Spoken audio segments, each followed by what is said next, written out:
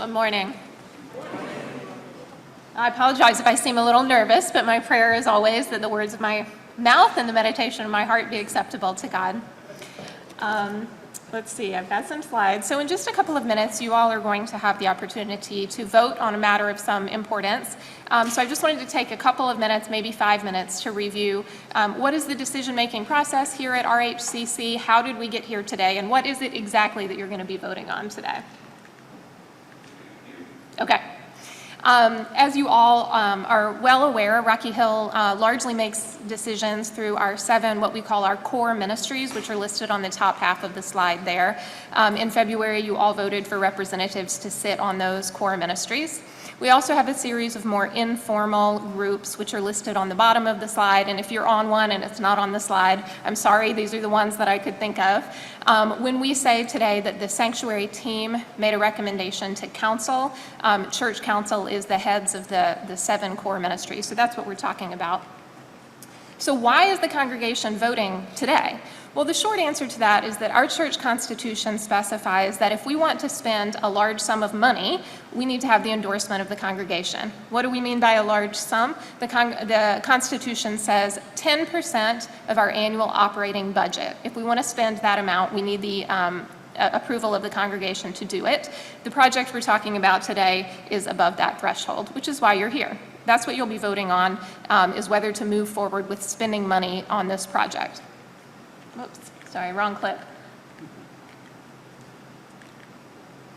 So how did we get here today? Well, for about the past few years, probably since COVID, we've all become aware that we have some significant problems with our space and our transitions in the front of the sanctuary.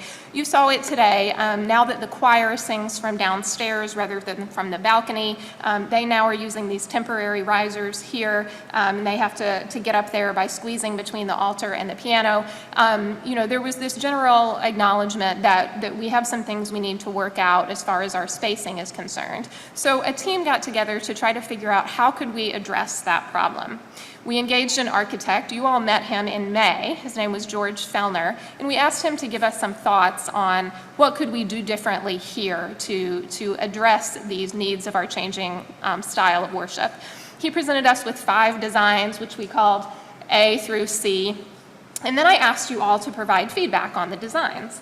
And we got a remarkable amount of feedback, which I'm very grateful for, because normally when I stand up here and I say, can you all email me about something or call me? Nobody ever does. It's like silence.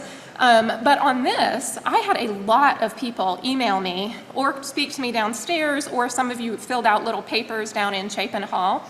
And some of you submitted what basically was a vote. You wrote and you said, I like B2 or whatever, and thank you for that. And also, many of you provided very nuanced, detailed feedback about what your worship experience is like, how it could be enhanced, what you would like to preserve. And you sent me these very in-depth, detailed thoughts, which I was so grateful for. So I compiled all of that, whether you gave it to me verbally, to Pastor David, or to someone else on the sanctuary team. You emailed me, you left a note in Chapin Hall. We combined all of that, and then the sanctuary team met and started to comb through it and go through and try to decide how to move forward. Fairly quickly, we came to the decision that the design that we're now calling A2 would be the one that would meet the needs of most people. Was that unanimous? No. It was not even unanimous among the sanctuary team, but ultimately through discussion, all of us felt that we would be comfortable recommending design A2 to the congregation. We then spent the summer taking that. We went back to the architect again. We tweaked some things. I won't go into detail about every little change that we made on that design, but we went back and forth with him until we had a design that we felt comfortable presenting to the congregation today.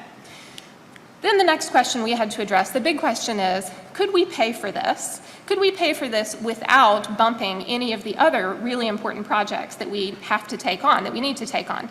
As you all know, we had our Vision Fund capital campaign, and we raised more than $750,000, but we have to use that judiciously, and we certainly didn't want to delay or cancel any other of the interconnected projects that this historic building certainly needs. So, we spent some time with the facilities team and certainly with our treasurer, Dave Hall, looking at what all of these different projects are expected to cost, and came to the very solid understanding that yes, we can pay for this, and we can pay for this without having to bump off any of the other designs, any of the other projects that are important. And then obviously the next step today is the congregational vote, which is why you're here. So when I'm talking about interconnected projects that are also underway, what do I mean?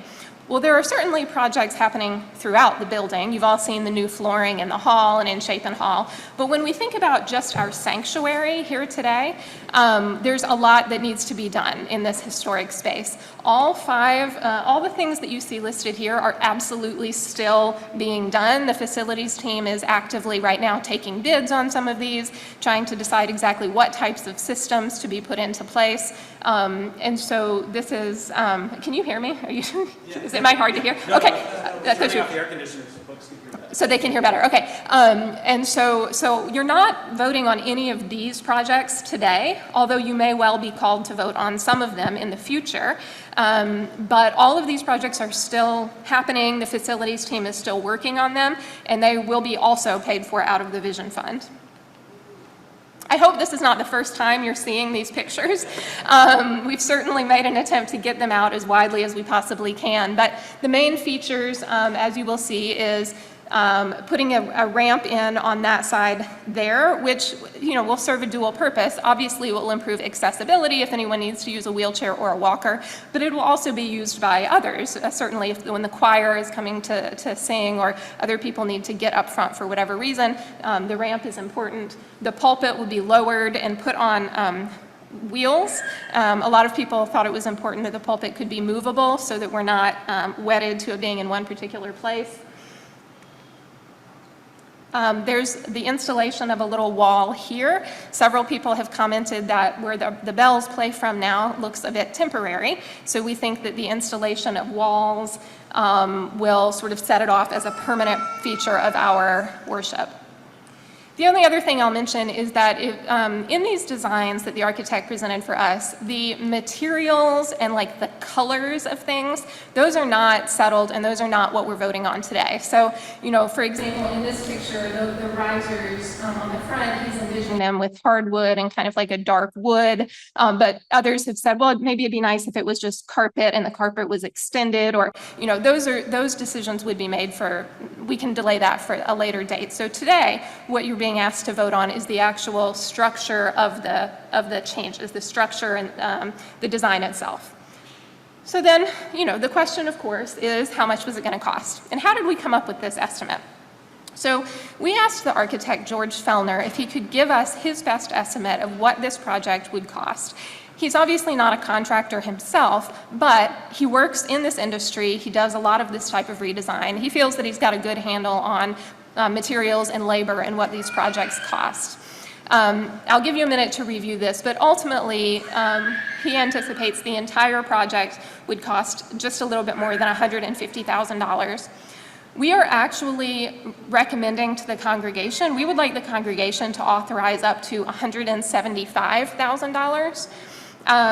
Obviously, what we're trying to avoid is if the congregation votes to move forward and our number was 150 or 155, then when we finally get to the point of having bids and selecting a contractor, if it comes in slightly above that, we certainly don't want to call another congregational meeting and continue to discuss those costs. So we've built in quite a big cushion, especially when you see that Mr. Fellner's estimate already includes a 15% contingency. All of that together means that we're quite confident that if the church authorizes $175,000, that we would be able to complete the project. So the last question then is, why now? And why are we talking about doing this right now? Summer of 2027, June of 2027 is our church's 300th anniversary. We very much would like our church, our building and our sanctuary to be in tip-top shape for our 300th anniversary. We will certainly be welcoming the community in for services and all kinds of events. So we would like to have projects in the sanctuary completed by summer of 2027. We know that a project like this will require having the sanctuary out of commission for a period of some weeks. And the time that we would like to do that would be in a summer. We certainly wouldn't want to have that happen over Advent or near Easter. So that puts us back to summer of 2026 if we're going to complete the work and have it ready in preparation for summer of 2027. Then we would need to complete this work in the summer of 2026. So then working backwards, we obviously, if we're going to do that and ready to go in the summer, we need to spend spring of 2026 working with a contractor, taking bids, selecting one, signing contracts, pulling permits, all of that sort of thing, which means that in early spring or late winter, we need to be taking bids from a variety of contractors. In order to do that, the next thing that we have to do is we have to present what's called a bid package, basically a book of the detailed plans. That is something that would be produced by our architect, and he would, if you've ever built a house, you've seen these, right, page by page, what every feature would be. And he's told us that would take him a couple of months. If we ask him to move forward, he would spend a couple of months working on that. Which puts us basically into the end of this calendar year. And of course, we're not the only church or the only group that he's working with. So he's told us that if we authorize this today and vote to move forward, he would probably begin working on those plans in November and spend November, December working on the bid package. So that's why we're recommending that we move forward on this right now in preparation for our 300th anniversary. So in just a moment, the way that this will work is somebody will make a motion, and then I'll call for a second, and then at that point we'll pause for discussion. The person, whoever wants to make the motion, you can say, so move, and this is what we'll be moving. I'm going to read it just in case anybody has a hard time seeing.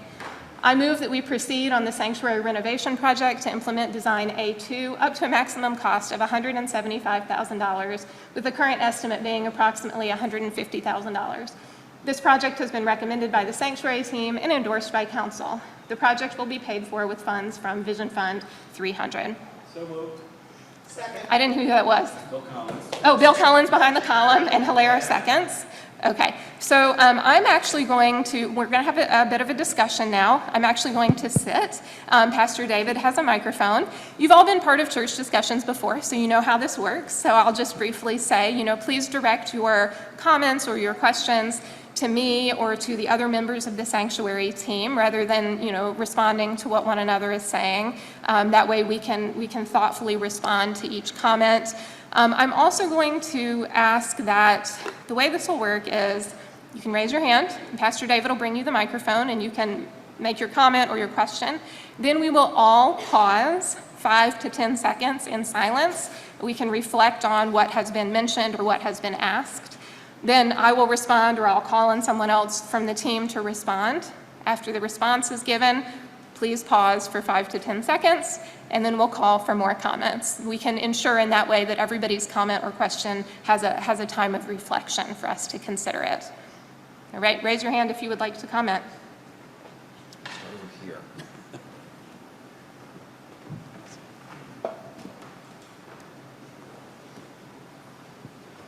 I would just like to acknowledge Heather and the wonderful presentation that this just was, and all the people that have contributed to everything that's gone into making the decision right now. It's really, really well thought out, I think.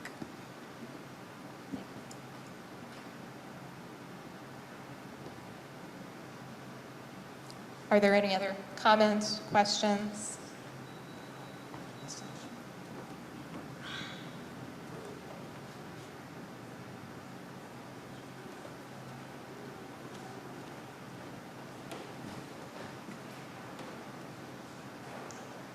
I have to say I'm very saddened with the decision. My mom and I have grown up here, and Jonathan has started growing up here, and I feel like we should honor a 300-year-old church as a congregation, as a team, and I feel like it's taking a big part, like a heart out of our church, and I'm very sad, I believe. Thank you. I'll pause for a moment.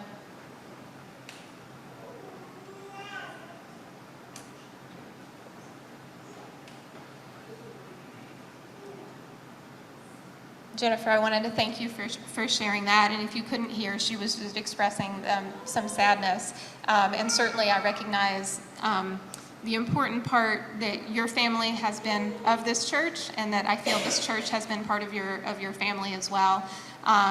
And I just want to say what a joy it was on Rally Sunday to see Jonathan serving communion up here with his little tray of communion bread. It just made me so happy to see that. And then, Rally Sunday, we all dismissed outdoors, and we had the ice cream truck, and Jonathan and the other kids were running around, and it was just so beautiful and so uplifting. And I was feeling so optimistic and so happy. And I want to acknowledge also that doesn't mean that everything is happy for everyone, and I know that, and that there may be some sadness, probably not just for the two of you, probably for others as well. And so thank you for verbalizing that and sharing that. Let's pause for a moment, and then we'll see if there are additional comments or questions.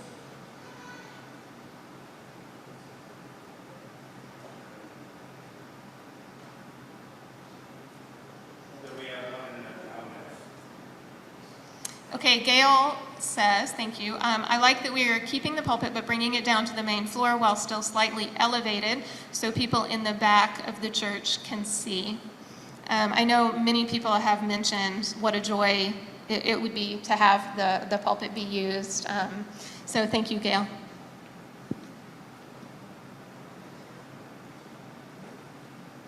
Are there additional questions, comments, or things that people would like to share?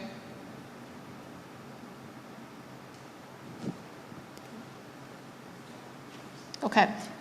I'm going to move, my slides are gone. That's okay. So we've already had the motion and the second. So as a reminder, if you're not, I'm trying to see if we have anybody who's here who's not a member. We may not. So all members that are here, somebody asked me about a quorum. According to our Constitution, 30 people is a quorum, and we certainly have more than that today. And so we will be voting by show of hands. So in just a moment, I will say all those in favor. If you're in favor here or on Zoom, please raise your hand. Then I'll say all those opposed. If you're opposed, please raise your hand. I will not call for does anybody abstain, but just know that we've counted how many people are here. So if you don't vote, then you will be marked down as having abstained from the vote, okay? All right, Heather and our counters, are we ready? All right, all those in favor? Keep them up because they have to count.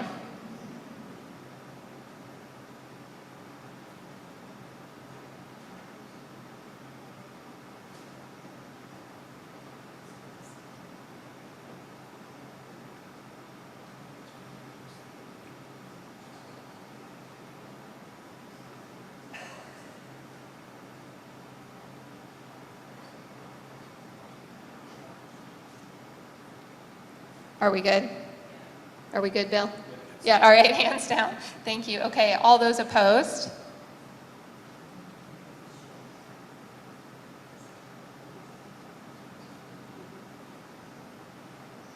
And Jared is counting the people on Zoom, so if you're on Zoom, we've noted it.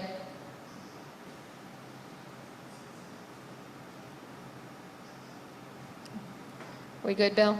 Yep. We good, Heather? Okay. All right. And with majority required to vote, Heather, it looks to me like we had a majority. You agree with that? Oh, she's doing math.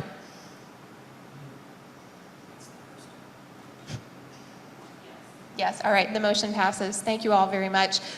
We will adjourn the meeting. I do not see a reason to call for a vote on the meeting. I assume that would be unanimous. Sanctuary team members, if you would all just meet me in the Fiorelli room for just a moment. And I believe there's coffee hour downstairs. Is that right? Yes. Okay, so go downstairs.